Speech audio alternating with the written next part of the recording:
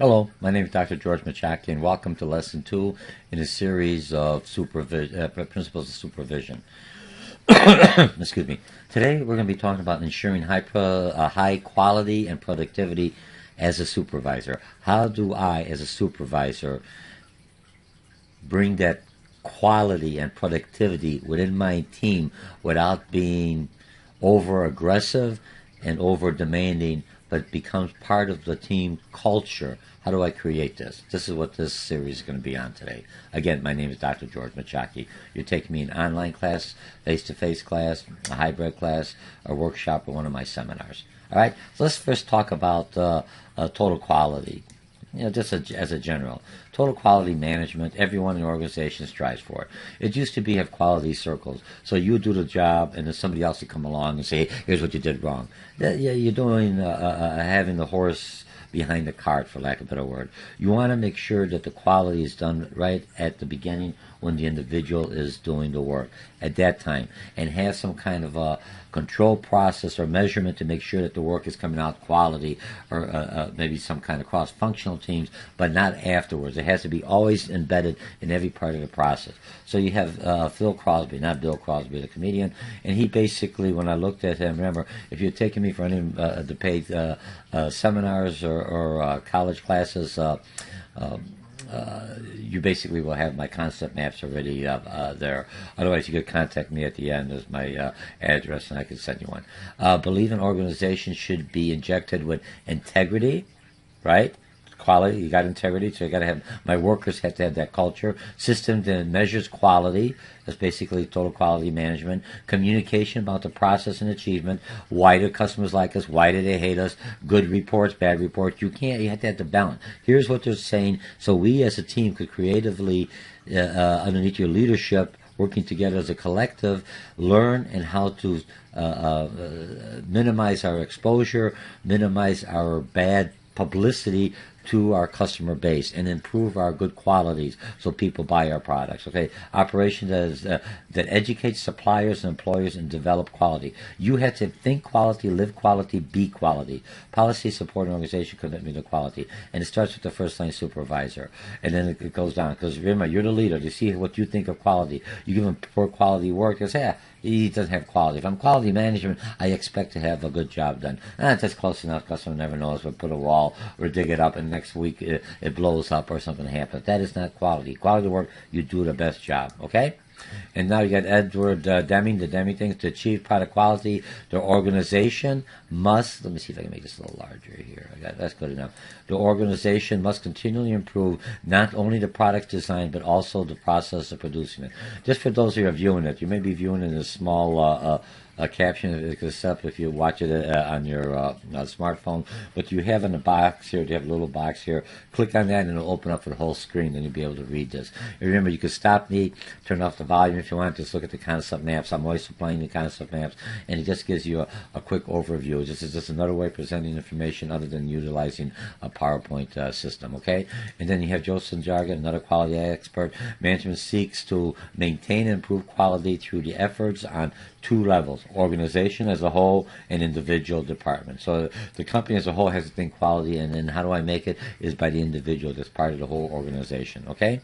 Now, ISO, when I look at ISO, International Standard Organization, they basically measure quality. If I'm looking at, most organizations are working in a global environment. In a global environment, just like here, we have to have, if you buy a kind of electrical product, you have to have the UL approved, or just another approving agencies that it's electrically safe. If I'm selling and buying anything else in a country outside the U.S., I have to be ISO 9000. All that means that I have a process that they know, here's where the supply came, and it went into this batch. This batch produced this. So when we have problems with our key and ignition, that was a big thing. General Motors, I think, or Ford or Toyota, one of them had here. I don't want to mention anything else. I might have to bring bad publicity through my YouTubes. Okay, so one of them, they all have some kind of issues with it. But if they had an issue with the problems with the brakes or something else malfunctioning, they could, because of the ISO 9000, for everything is labeled, who did what time. Every part has an ID number, and this goes into that RFID, radio frequency information, you know what I mean, where they have a little microchip. But they have a process, so if something goes wrong, they could track it down. It went well to here, and here also has some quality issues, or it broke down in here. So they know that's not all their work, but they could minimize and they could isolate and call the customers that are affected. That's why they always ask you when you register, give me your serial number and your social security serial number and your address, and we'll be able to find it. Now, ISO 14000 is voluntary standards for the environment. So if I want to say I am environmentally safe, not just put a label and somebody catches me later on, oh, he's not really environmentally safe. By being ISO 1400, basically tells me that I am environmentally safe. I have a process, I am accredited, I have something in there. So ISO is a very important labeling in a lot of manufacturing, even education. ISO approved depending on the industry and the discipline or that has an ISO certification.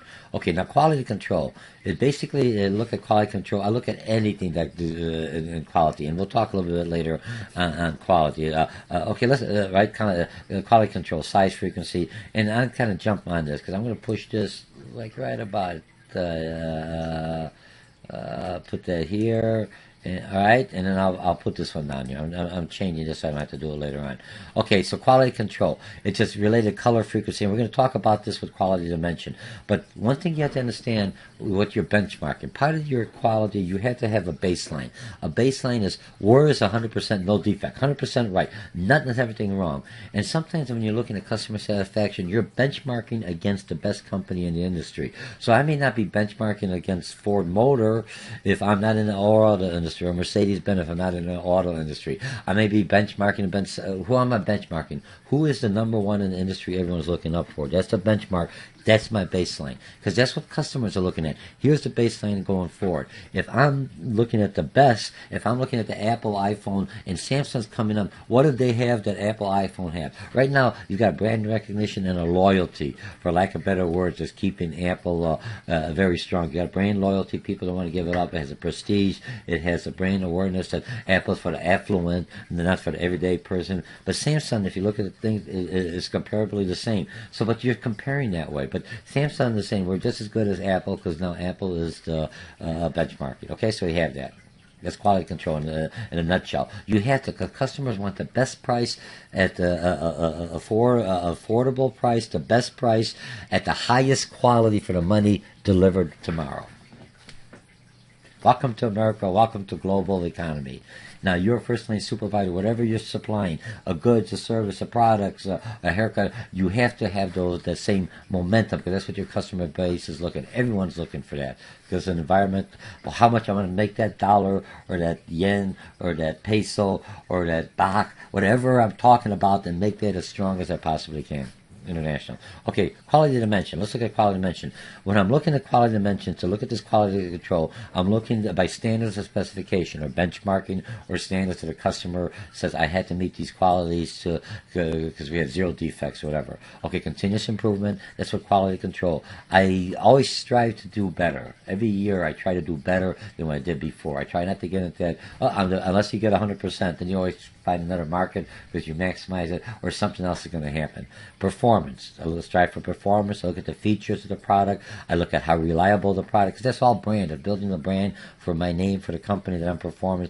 Conformance. How does it conform to other products, to my competitors? Durability. Is it durable? Because if they're paying a high price, it should be more durable than if they're paying a lower price. Serviceability. Do I have service centers? Are the price? Is it a throwaway product? Aesthetics. How does it look? Does it look kind to the eye? Is it environmentally safe? There's the one they didn't put in there, but there should be one of the quality ones. And perceived quality. Let me put that one right in here, because that's how we should be doing this, right? I'm going to go environmentally safe. Okay? If I spelled that wrong, yes I did. Thank goodness for spell check. Okay, we good? So we're all set, all right? That's quality. Now, steps for every employee to improve. Now, these are just regular steps. Identify the quality problem. You're going to have all kind of problems. What are the biggest ones that are really upsetting for customer? That's why your system should be tied into customer satisfaction plus customers' response. What are customers upset? You know what they call it, the paint's chipping up. Even though this product lasted 50 years, I look at it, and every day I look at this thing, and there's that chip of the paint. But it's working 100%, but that chip is bothering me. It's like someone's talking to you, and you got to spit on your face or something. I hope I don't do. All right? But that's where you're looking at. Okay, select the problems to focus on first. Analyze the problem to identify the cause. Remember, when you're looking at identifying the cause, the hardest thing is I'm trying to take care of the symptoms. If I have a rash and I keep on putting the cream on the rash goes away. When I stop the cream, the rash comes back. I just resolved the symptom, but not the rash. I go to the doctor and everything else. He says, I need my tonsils removed. I said, what my tonsils got to do to the rash? Because of whatever the body is, I'm not a doctor. I remove the tonsils, and all of a sudden the rash goes away. I don't need the cream anymore. But I had to understand what the cause is, not the symptoms. A lot of times it's easier to solve the symptoms because it's quick. Okay? Is the first line super. Improving productivity. Now there's several ones.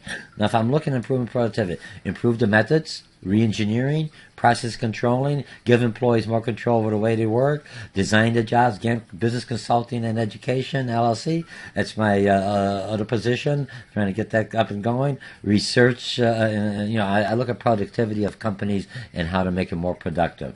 I don't, not startups, but as they go going forward. Reduce the overhead, monitor the work areas, and eliminate unnecessary paperwork. Hate paperwork, and I try to do that. Everything we're doing, and then in my classes, you're taking me online or face to face, is basically all sent electronically. So very little paperwork. It may still have the carbon footprint because I need more electricity. I used to work for Convent, more electricity to cool the the servers because they're bigger and bigger, and pushing the wire and everything else on there. So I'm just shifting it from fossils and everything else to either nuclear or something else, but I'm still utilizing more electricity. Okay. Now the next one here. When I'm looking at this one here, this one let me go. Let me just close these off so we could kind of look at them one at a time. This is a lot here. Remember, I'm looking at quality, and quality will take care of all this. Use the budget. Review the budget's reports constantly. The budget is one of your control mechanisms. I spend so much to do this task. If I'm over budget, okay. What happened? Did my labor costs go up? Did something change in the environment? Or do my supplies go up? Or what happened? Or is the guy, or training, do I have a training issue? Or do I have to change my budget, my cost amount? Okay? So, why didn't I make the budget? Customers didn't call, and something happened. Do I adjust my budget going forward or whatever? You have to, as a control mechanism. How do I increase output? Is it the employees? Are the costs being reasonable? Let me move this over here, right? Increase output without boosting the cost. Ensure the new output goals are reasonable. Communicate new goals carefully. Electronic monitoring. Okay, next one. Improvement methods. Re-engineering. You don't have to redo the whole company, not the whole thing. One department is having a problem. Re-engineer that department. It's like anything else. Could I change something? I got bad, one tooth's bad, so they replace it with a crown on another one. I don't want to do a full partial. But they're re-engineering. They don't replace the whole, well, maybe down one day they will. But as it is, it's not. So, design the jobs to be interesting to keep the individuals. Get them involved. Be always continuous learning organization. Give employees more control over how they work it.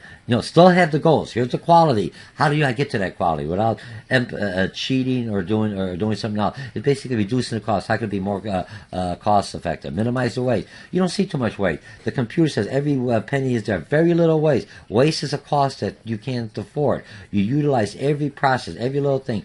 I'm a tree company. I cut down all the trees. People don't want to move it away, so they pay me to move the trees away. What do I have? I have to pay the landscaper. No, the landfill. They say it takes a long time. I shred the trees into wood chips. Now I turn around, put a little red dye. I resell it. I get the supply for nothing. I resell it, make a profit on the supply and everything else. And I'm giving back to the economy. The invisible hand. I'm using the product. Everything else that I would throw away, I reutilize it. Could I use it again? Could I sell it again? Could I do something? I may not make much money. Which is cheaper, to sell it or to basically, to throw it away, or to get some salvage value, recycling. That helps the environment overall. Okay? And plus it helps, because that's money back into the coffer. I can utilize something else. Regulate the level of work. Ensure Adequate planning for required work. Work with others to examine and solve workflow. Use temporary employees during peak period. And you see that. Yeah, that's outsourcing. It's nice to have it, but sometimes the customer, sometimes will happen in an environment. I need more. Not because of snow blizzard in Boston, so they may not have enough snow blowers.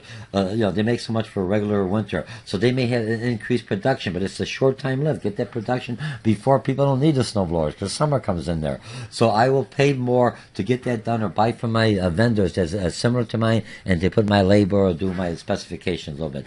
Install modern equipment. That has to be enough, and that's computers, is FaceTime, is technology we're doing right now, talking on that, train and motivating employees. This is the biggest one that hurts employees, businesses, is absenteeism and turnover. Because basically the individual is no longer productive, is not there. Somebody else has to do the job or two, or somebody doesn't do that one task, which slows down the whole process. You have to have the employee. I'm not saying the person's sick or just something happened, but you have to have cross-functional training, or you have to have a fallback, bringing a temporary worker, or you have an outsource if it doesn't happen. Okay? Ooh, I'm trying to get this down. I'm trying to keep it under 15 minutes. And the last one, I could have done it, is Malcolm Beldridge Award. It just shows that the companies who received that, this is the wrong number here, that received that basically are the leaders in total quality. So that takes care of it for our lesson 2, ensuring high quality productivity from a first-line supervisor's position. Remember, you're the first-line supervisor. You're the one looking at the task. I, as a middle manager or somebody else outside, consultants looking at that, they just see the outside. They don't know, I could say, I bring in this new process. You have to see, how do I train the new individual? I bring in a new tool. It takes them a while to learn a new tool. People who used to write stuff, not to type everything else in. No one does any writing.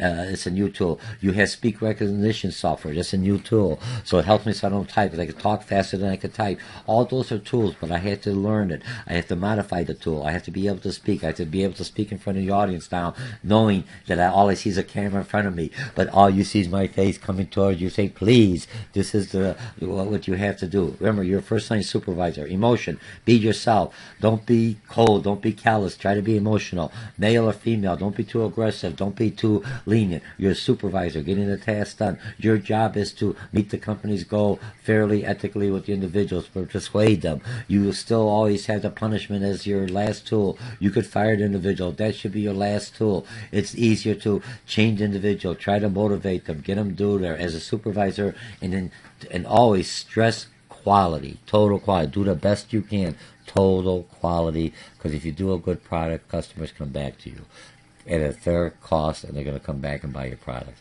They buy your products. Basically, you say, look what we did. We won this total quality. We had no errors. That's the reward. That's the self-thing. That's the cohesiveness of a team of first-line supervisor. You're the one that's got a reward and say, look, we've done this, and we've done this. Not I done this. We've done it as a team, and it's by the leadership of the supervisor. So quality is very important in everything we do as a first-line supervisor, every employee. And I'll talk to you for the next series in lesson 3 or chapter 3. My name is Dr. George Mochocki. Bye.